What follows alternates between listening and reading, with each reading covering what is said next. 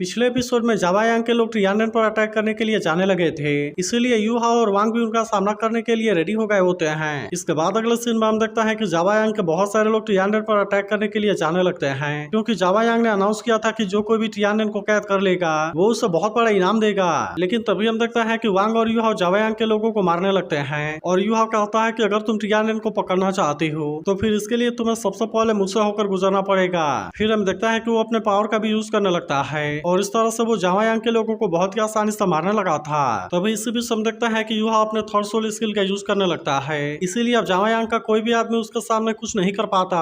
वहीं हम देखता है कि टियानन भी यू हाओ की हेल्प करने के लिए रेडी हो जाती है, इसीलिए वो अपने सभी सोल्जर से कहती है कि तुम जल्दी से जाकर यू हाओ की हेल्प करो। जिसके बाद हम देखता है कि वे लोग तुरंत इसकी बात मानने के लिए रेडी हो गए थे और इसीलिए वो जावा यांग के लोगों को मारते हुए यू हाओ की तरफ जाने लगते हैं। मगर तभी हम देखता है कि यू हाओ के पावर को देख जावा यांग हैरान हो गया था और कहने लगता है कि एनिमी के पास में तो एक बहुत ही डेंजरस कंट्रोल टाइप का स्पिरिचुअल सोल मास्टर है, इसीलिए मुझे सबसे पहले उसे निपटाना होगा, नहीं तो वो हर जगह पर अटैक करता रहेगा। लेकिन अभी भी हम देखता है कि यू हाओ को रोक पाना इतना आसान बात नहीं होता और वो तुरंत ही अपने आइस ब्लास्ट का यूज करके जावा यांग के और ज्यादा लोगों को मारने लगता है। लेकिन तभी हम देखता है कि केके ने भी अपने एक्सप्लोजिव को रेडी कर लिया था और इसीलिए वो इसका यूज करके जावा यांग के लोगों पर अटैक कर देती है। लेकिन तभी हम देखता है कि जावा यांग भी इनको रोकने के लिए रेडी हो गया था, इसीलिए वो भी अपने पावर का यूज करके टियानन के लोगों को मारने लगता है और हम देखता है कि कोई भी इसके सामने कुछ नहीं कर पाता।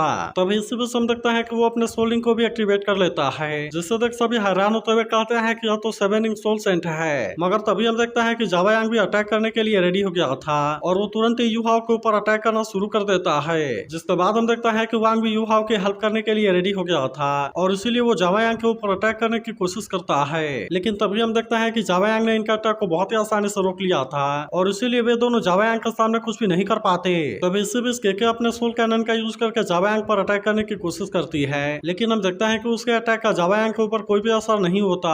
वहीं वांग और यू हाओ भी फिर से अटैक करने के लिए रेडी हो गए थे, लेकिन तभी हम देखता है कि जावा यांग ने इनके अटैक को बहुत ही आसानी से रोक लिया था और इसीलिए वे दोनों एक साथ में मिलकर भी इसका कुछ नहीं कर पाते। फिर हम देखता है कि जावा यांग भी अपने पावर को एक्टिवेट करने लगता है, इसीलिए वांग और यू हाओ इसके सामने कुछ भी नहीं कर पाते और फिर वे हैरान होते हुए कहते हैं कि ये इतना ज्यादा स्ट्रॉन्ग कैसे है। वहीं उधर हम देखता है कि जावा यांग अपने मार्शल सोल को एक्टिवेट करने के लिए रेडी हो गया था, जिसके बाद हम देखता है कि उसके पास में गोल्डन बियर मार्शल सोल होता है और अब वो इसे बाहर निकालने के लिए एक्टिवेट करने लगता है। इसके बाद हम देखता है कि कुछ ही देर में गोल्डन बियर बाहर आ गया था और वो तुरंत ही यू हाओ के ऊपर अटैक करने की कोशिश करता है। तो इससे देख वांग और यू हाओ एक साथ में मिलकर इसका सामना करने के लिए रेडी हो गए थे और इसीलिए हम देखता है कि वे दोनों एक साथ में मिलकर इसका अटैक को रोकने लगते हैं। लेकिन तभी पता चलता है कि गोल्डन बियर की पावर बहुत ही ज्यादा है, इसीलिए केके का बैरियर भी इसके सामने ज्यादा टाइम के लिए कुछ नहीं कर पाता और हम देखते हैं कि वो कुछ ही देर में टूट गया था। लेकिन वही उधर हम देखते हैं कि जावा यांग ने वांग और यू हाओ को अपने पंजे के नीचे दबा दिया था और फिर कहता है कि अब इनको खत्म करने का टाइम आ चुका है। मगर अभी भी हम देखता है कि वांग और यू हाओ इतने आसानी से हार मानने वाले नहीं होते,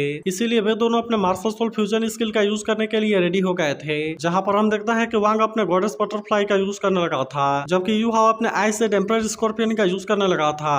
अब इस तरह से हम देखता है कि वो दोनों अपने पावर को एक साथ में कंबाइन करने लगते हैं, इसीलिए जावा यांग का गोल्डन बियर भी इसका पावर के सामने कुछ नहीं कर पाता और हम देखता है कि वे दोनों अब जावा यांग के ऊपर भारी पड़ने लगे थे। लेकिन अभी भी हम देखता है कि जावा यांग इतना आसानी से हार मानने के लिए रेडी नहीं होता, इसीलिए वो फिर से अपने पावर का यूज करके इनका सामना करने के लिए रेडी हो जाता है और कहने लगता है कि तुम अपने मार्शल सोल फ्यूजन स्किल का भी यूज करके मेरे सामने कुछ नहीं कर पाओगे। फिर हम देखता है कि वो अपने पावर को एक्टिवेट करने लगता है और इस तरह से वो अपने 6th soul skill terror dark gold fist का यूज करके अटैक करने के लिए रेडी हो गया था। लेकिन अभी भी हम देखता है कि वांग और यू हाओ इसका सामना करने के लिए रेडी हो गए थे और वांग केवल अपने एक ही फिंगर का यूज करके इसके अटैक को रोक लेता है। तो इससे देख यू हाओ कहता है कि यह फिंगर तो वांग के light even breaking soul skill के साथ में बहुत ही अच्छे से इंटीग्रेट होती है, इसीलिए हम देखते हैं कि जावा यांग अब इनके सामने कमजोर पड़ने लगा था। जिसके बाद यू हाओ कहता है कि अब तो मेरा पावर के सामने कुछ भी नहीं कर पाओगे और हम देखता है कि वो लाइट अल्टीमेट आइस फिल्म का यूज करके अटैक कर देते हैं। लेकिन अब इस पावर को रोकने के लिए जावा यांग इसके सामने कुछ भी नहीं कर पाता और हम देखता है कि वो इनके सामने कमजोर पड़ने लगा था। जिसके बाद वांग और यू हाओ फिर से अपना और ज्यादा पावर का यूज करने लगते हैं, इसीलिए जावा यांग इस पावर से बचने के लिए कुछ भी नहीं कर पाता और हम देखते हैं कि वे इस तरह से जावा यांग को हराने में कामयाब हो गए थे। लेकिन वहीं हम देखते हैं कि इनके ऐसा पावर को देख सभी लोग भी पूरी तरह से हैरान थे, क्योंकि आज तक इन्होंने ऐसा कोई भी सीन नहीं देखा था। वहीं हम देखते हैं कि टियानन भी पूरी तरह से हैरान होती है और कहती है कि मैं इस सीन को अपने पूरे लाइफ में कभी भी नहीं भूल पाऊंगी। लेकिन तभी हम देखता है कि टियानन को सपोर्ट करने के लिए यहाँ पर और भी आर्मी आ गई थी, इसीलिए वो अपने इमोशन को कंट्रोल कर लेती है और फिर अपने सोल्जर से जावा यांग के सोल्जर पर अटैक करने के लिए कहती है। तब इसके बारे में सुनकर अभी भी इसके लिए पूरी तरह से रेडी हो गए थे। और फिर हम देखते हैं कि वो तुरंत इन पर अटैक करने के लिए जाने लगते हैं, जिसके बाद हम देखते हैं कि जावा यांग के सोल्जर अब इनके सामने कुछ भी नहीं कर पाते और इसीलिए वो तुरंत ही अपनी जान बचाने के लिए वहां से भागने लगते हैं। मगर तभी हम देखते हैं कि सामने से और भी सोल्जर ने आकर इनको घेर लिया था, इसीलिए इनके सामने अब कोई भी रास्ता नहीं बचता और इसीलिए वे इनके सामने सरेंडर करने के लिए रेडी हो जाते हैं। जिसके बाद हम देखते हैं कि टियानन काफी खुश हो गई थी, क्योंकि आखिरकार वो अपने एनिमी को हराने में कामयाब हो गई है। वहीं उधर हम देखते हैं कि यूहा और वांग भी काफी खुश होते हैं, क्योंकि अब इनका मार्शल सोल फ्यूजन स्किल की पावर काफी बढ़ गई है। तभी हम देखते हैं कि टियानन यूहा से बात करने के लिए उसके पास में आती है, जहाँ पर वो कहने लगते हैं कि तुमने फिर से मेरी जान बचाई, इसीलिए मुझे समझ में नहीं आता कि मैं इसे तुम्हें रिपे कैसे करूंगी। लेकिन इस पर यूहा कहता है कि तुम्हें इसके बारे में चिंता करने की जरूरत नहीं है, क्योंकि हम तो अपने केवल जर्नी के लिए यहाँ से गुजर रहे थे। जिसके बाद टियानन कहती है कि मैं अब यहाँ से बाकी बचे हुए रेबेलियन को निकालने के लिए जा रही हूँ। और फिर हम देखते हैं कि वो यहाँ से जाने के लिए रेडी हो गए थे। जिसके बाद हम देखते हैं कि वांग और यूहा भी यहाँ से जाने के लिए रेडी हो गए थे। लेकिन तभी हम देखते हैं कि टियानन यूहा से कुछ कहना चाहती थी, मगर अभी भी हम देखते हैं कि उसे अपनी बात बोलने की हिम्मत नहीं होती, इसीलिए केके उसे सपोर्ट करते हुए कहते हैं कि तुम्हें जो बोलना है उसे जल्दी से बोल दो। लेकिन इसके बाद भी तैंग्रीन केवल इतना कहती है कि तुम अपना ख्याल रखना।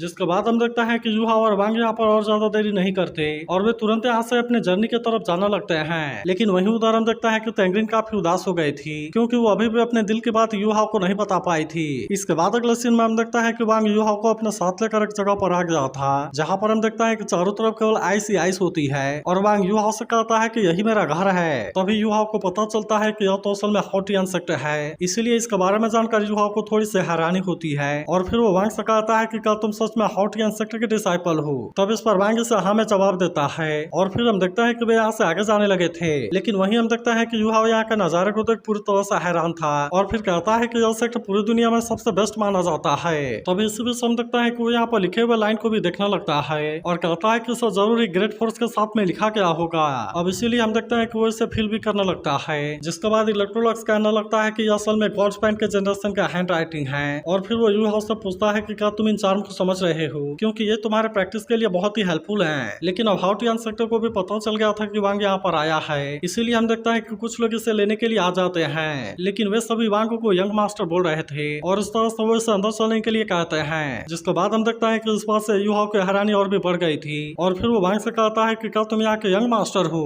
इसके बाद अगले सीन में हम देखता है कि वे दोनों अंदर आ गए थे, जहाँ हम देखता है कि दो मास्टर के बीच में फाइट हो रही थी और इसीलिए सभी लोग इसे काफी अच्छे से एंजॉय कर रहे होते हैं। लेकिन इन दोनों मास्टर में से कोई भी अपने हार मानने के लिए रेडी नहीं होता और तभी टियानमेन कहने लगता है कि यह तो काफी स्कैरी है, क्योंकि इन दोनों लोगों की और टॉप 10 वाले फिरोसियस स्पीशीज से कम नहीं है। तभी हम देखता है कि विंग इस बात से हैरान होती है और कहती है कि इनकी ताकत भी टॉप 10 वाले फिरोसियस स्पीशीज के जैसी है। मगर अभी भी हम देखते हैं कि वे दोनों आपस में फाइट कर रहे थे और इनमें से कोई भी किसी के सामने हार मानने के लिए रेडी नहीं होता। तभी इलेक्ट्रोलक्स भी कहने लगता है कि यह तो काफी अजीब है और इन दोनों के पास में मेरी जैसी स्पिरिचुअल कॉन्शियसनेस कैसे हो सकती है। मगर तभी हम देखते हैं कि एक मास्टर ने दूसरे वाले मास्टर को हरा दिया था, इसीलिए वो कहने लगता है कि अब और ज्यादा नहीं होगा और मैं मानता हूँ कि तुम बहुत ही औसम हो। तब इस पर दूसरा मास्टर कहता है कि तुम्हारी ताकत पहले से बढ़ गई है, लेकिन फिर भी तुम्हें इसके ऊपर ध्यान देने की जरूरत है और मैं चाहता हूँ कि तुम इसके लिए और ज्यादा प्रैक्टिस करो। तभी वांग कहता है कि सेकंड का फिर से आप कोई परेशानी खड़ा करना चाहते हैं। जिसके बाद हम देखते हैं कि वो मास्टर भी वांग को देख काफी खुश हो गया था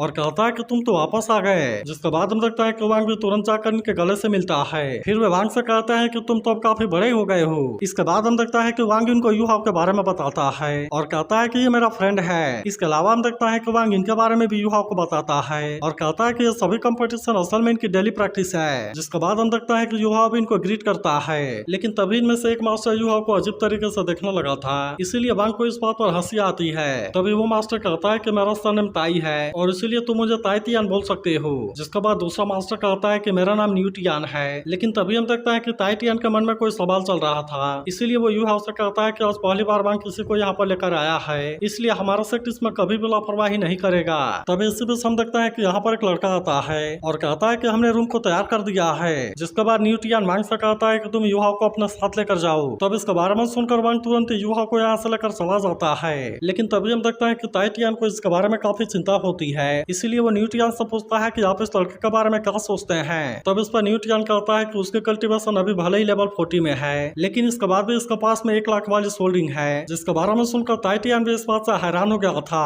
फिर वो कहता है इसका मतलब है कि किसी पावरफुल बीस्ट ने अपने मर्जी से इसे सेक्रीफाइस किया है। अब इसीलिए हम देखता है कि इसके बारे में जानकर उसे हैरानी होती है और फिर वो किसी फाइट के बारे में याद करते हुए कहता है कि तो बिल्कुल पहले का जैसा है। वहीं उधर हम देखता है कि वांग यूहाओ को अपने साथ लेकर आ गया था, जहाँ पर वो इस हाउटियन कैसल के बारे में सब कुछ बताने लगता है और कहता है कि इसका फर्स्ट फ्लोर पर केवल डिसाइपल रहते हैं, जबकि सेकंड फ्लोर पर सेक्ट एल्डर और बाकी गेस्ट रहते हैं, और थर्ड फ्लोर पर मैं अपने एल्डर फादर और सेकंड फादर के साथ में रहता हूँ। इसी के साथ वो इसे बताता है कि मेरी सिस्टर भी वहीं पर रहती है। तब इसके बारे में जानकर यूहाओ वांग से कहता है कि तुमने कभी भी मुझे इसके बारे में नहीं बताया कि न्यूटियन और टाइटियन दोनों ही हाउटियन सेक्ट के मास्टर हैं। तब इस पर वांग कहता है मैं भूल गया था कि सेकंड फादर मेरे पेरेंट्स का ब्रदर है, लेकिन फिर भी तुम्हें इसके बारे में नर्वस होने की जरूरत नहीं है। तभी हम देखता है कि यूहाओ वांग से उसका बायोलॉजिकल पेरेंट्स के बारे में पूछने लगता है, जिस पर वांग उदास होते हुए कहता है कि मैं इसके बारे में नहीं जानता, और सेकंड फादर ने मुझसे कहा था कि मेरे पेरेंट्स काफी दूर चले गए हैं। जिसके बाद हम देखता है कि यूहाओ वांग साहब इसके बारे में कुछ भी नहीं पूछता, लेकिन तभी हम देखते हैं कि उसकी नजर यहाँ के स्टैचू के ऊपर जाती है, जिसके बाद वांग इससे बताता है कि वे हमारे हाउटियन सेक्टर के एंसेस्टर हैं, जिनमें से मिडिल वाले हमारे एंसेस्टर तैंगचेन हैं, जबकि बाकी के दो स्टैचू डबल स्टार हैं, जो कि यहाँ पर काफी टाइम से हैं। जिसके बाद हम देखता है कि इसके बारे में जानकर यूहाओ की हैरानी और भी बढ़ गई थी,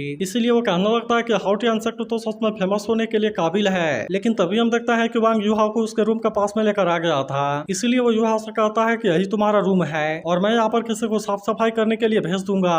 लेकिन तभी हम देखता है कि वांग को काफी थकान हो गई थी, इसीलिए वो यूहाओ से कहता है कि मैं अभी कुछ टाइम के लिए आराम करने के लिए जा रहा हूँ, और इसीलिए मैं चाहता हूँ कि तुम भी जल्दी से आराम कर लेना, क्योंकि मैं तुम्हें डिनर के लिए बुलाने के लिए आऊंगा।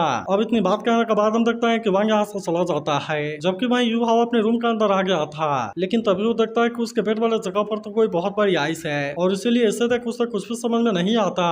फिर हम देखते हैं कि वो इसे टच करने की भी कोशिश करता है और कहता है कि ये बेड इतनी ठंडी क्यों है। तब इस पर टियानमेन कहता है कि तो 10,000 साल वाले आइस का कैल्सीडोनी है। लेकिन हम देखता है कि यूहाओ को इसके बारे में कुछ भी पता नहीं होता, इसीलिए वो पूछता है कि ये क्या है, जिसके बाद टियानमेन इसे बताता है कि यह हेवन और अर्थ का ट्रेजर है, जिससे कि जरूर ही वांग ने इसे तुम्हारे लिए अरेंज किया होगा। फिर वो कहने लगता है तुम्हें पता होना चाहिए कि मेरे ब्रदर ने आइस कैल्सीडोनी फेयर नॉर्थ में खोजा था, ताकि वो कल्टीवेशन लेवल को अचीव कर सके। वहीं बिंग कहने लगते हैं कि आइस कैल्सीडोनी अल्टीमेट आइस को कल्टीवेट करने के लिए बहुत ही बेनिफिशियल है, इसीलिए मैं चाहती हूँ कि तुम जल्दी से मेरी बात मानकर अपने सोल पावर को एक्टिवेट कर लो, क्योंकि मैं तुम्हारे कल्टीवेशन को ब्रेक थ्रू करने में हेल्प करूंगी। जिसके बाद हम देखता है कि यूहाओ भी इसके बात मानने के लिए रेडी हो गया था, और वो तुरंत ही इसके ऊपर कल्टीवेशन प्रैक्टिस करना स्टार्ट कर देता है। तभी हम देखता है कि इसकी वजह से इसकी सोल पावर काफी बढ़ने लगती है, इसीलिए वो कहता है कि तो सच में बहुत ही कीमती है। लेकिन तभी हम देखता है कि बिंग स्नो गर्ल से भी इसे यूज करने के लिए कहती है, ताकि वो अपने सिल को स्टेबलाइज कर सके। जिसके बाद हम देखता है कि स्नो गर्ल भी इसके बात मानने के लिए रेडी हो गई थी, और इसीलिए वो आइस कैल्सीडोनी के पावर को अपने अंदर एब्जॉर्ब करने लगती है। लेकिन वहीं हम देखता है कि यूहाओ को कल्टीवेशन करते हुए काफी टाइम हो गया था, इसीलिए उसकी सोल पावर काफी बढ़ने लगती है। तभी टियानमेन कहने लगता है कि यूहाओ को भी इसके बारे में फील होने लगा,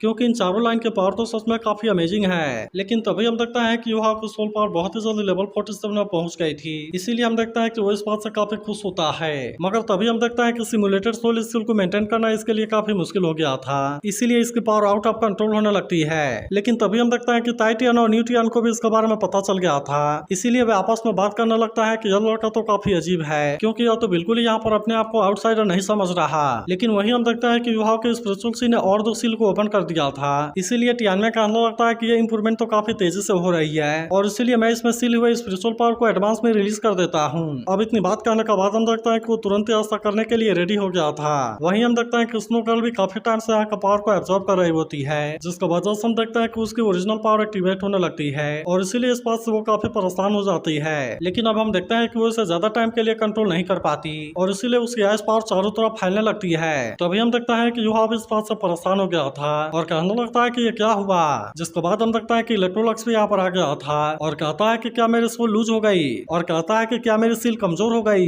लेकिन तभी हम देखता है कि यहाँ से बहुत सारी पावर बाहर निकलने लगी थी, इसीलिए इसके बारे में जानकर यूहाओ भी इस बात से परेशान हो गया था। वहीं उधर टाइटियन और न्यूटियन भी इसके बारे में जानकर हैरान हो गए थे, और टाइटियन न्यूटियन से कहता है कि आखिरकार इस सोल के साथ में हो क्या रहा है। जिसके बाद न्यूटियन कहता है कि सेक्रीफाइस सेल्फ डिस्ट्रक्शन नहीं है, इसीलिए मुझे लगता है कि केवल 1 लाख साल वाले सोल के पास में ऐसी पावर हो सकती है। जिसके बाद टाइटियन कहने लगता है कि हमें सभी स्टूडेंट को वहां से निकालना होगा, नहीं तो वे सभी भी इसके साथ में मारे जाएंगे। अब इसीलिए हम देखता है कि वे वहां पर जाने के लिए रेडी हो गए थे। तो क्या आपको लगता है कि यूहाओ अपने पावर को कंट्रोल कर पाएगा? इसके बारे में कमेंट करके जरूर बताना, और अगर आप इसके अगले एपिसोड के लिए भी एक्साइटेड हो तो इस वीडियो को लाइक और इस पर एक कमेंट जरूर कर देना।